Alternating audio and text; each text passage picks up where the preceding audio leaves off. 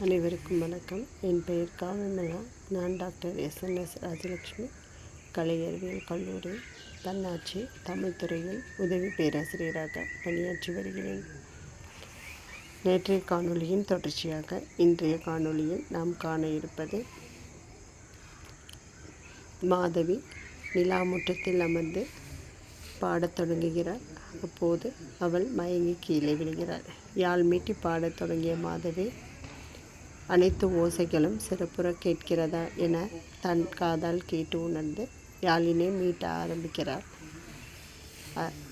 அவ்வாறு ஆரம்பிக்கும் போது எவ்வித குறைகளும் ஏற்படாத இருக்க அவற்றை தவிர்க்கும் வழி அறிந்து குறைகளை நீக்கி 14 கோவையுடைய சகட யாழை உலைக்குரலாகவும் கைக்கிளையை தாரமாகவும் இணையாகவும் உறவாகவும் பகையாகவும் நெருக்கமாகவும் உள்ள நான்கிலும் இசை ஒத்து வரும் நிலையையும் தன் குரலோடு சேர்ந்து உறுத்தி வருமாறு சுதி சேர்க்கையும் கேட்டு அறிந்து இசையை வாசிக்க ஆரம்பிக்கிறார். இதனை வரன்முறை மருங்கின் 5னும் 7னும் உலை முதல் ஆகவும் உலை ஈறு ஆகவும் குரல் முதல் ஆகவும் குரல் ஈறு ஆகவும் அகநிலை மருதமும் புறநிலை மருதமும் அருகியல் மருதமும் பெருகியல் மருதமும் எனும் வரிகள் எடுத்து இயம்புகின்றன. அத்தோடு 4 வகை சாதியும் நலம் பெற நோக்கி 3 வகை இயக்கமும் முறையுள கலிப்பி திறத்து வழிபடுவும் தெல் இசை கரணத்து புறத்து ஒரு பாணியில் பூங்கொடி மயங்கி எனும் வரிகள் பண்களை 4 விதமான பண்களை ஏற்ற இறக்கம் இன்றி விளம்பல் என்னும் 3 நிலைகளில் அழகாக பாடினாள் மாதவி. அதாவது 4 வகை சாதியும் நலம் பெற நோக்கி 3 வகை இயக்கமும் முறையுள்ள கலிப்பி என்னும் வரிகள் சிலப்பதிகாரத்தில் எடுத்து எம்பப்படுகிறது. இவ்வாறாக நூலோர் வகுத்த முறைப்படி அவள் பாடிக்கொண்டிருக்கும் போது அவளுக்கு தன்னை விட்டு பிரிந்து சென்ற கோவலனின் நினைவு வந்து வாட்டுகிறது.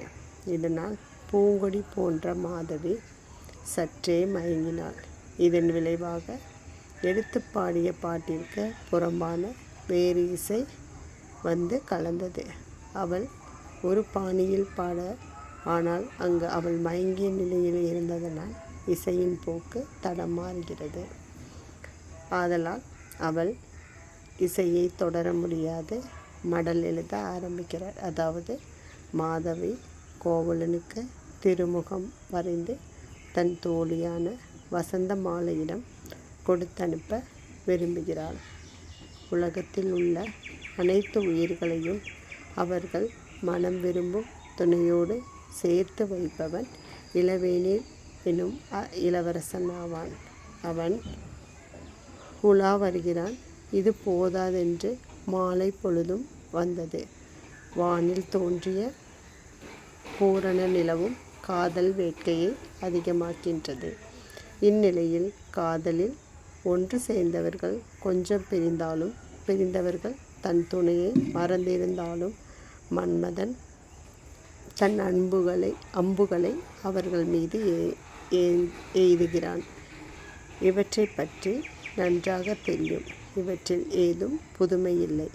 இதனை தாங்கள் அறிந்து எனக்கு அருள் புரிய வேண்டும் என மடல் எழுதுகிறார் மாதவி.